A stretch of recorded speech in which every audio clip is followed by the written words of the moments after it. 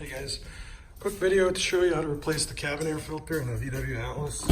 It's actually pretty simple. You open up the glove box, make sure you move the contents. There's these two little buttons right here that you actually have to pry up. And when you pry up, you'll see it exposed like that. And then you go on the other side. Should be able to pull it. Well, in this case, the other one latched in. Oh, it didn't.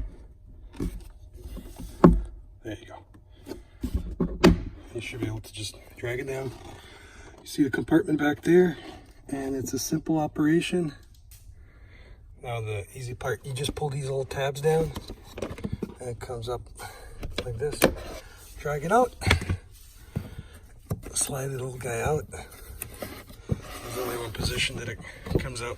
So for ours is 20,000 miles, and the filter that I replace it with is this guy right here. So you basically just do the step backwards, and that's pretty much it. And remember, when you reinstall, that the airflow arrows need to point down, the hard side outside.